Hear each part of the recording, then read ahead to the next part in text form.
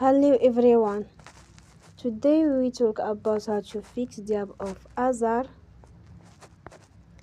We will go to settings,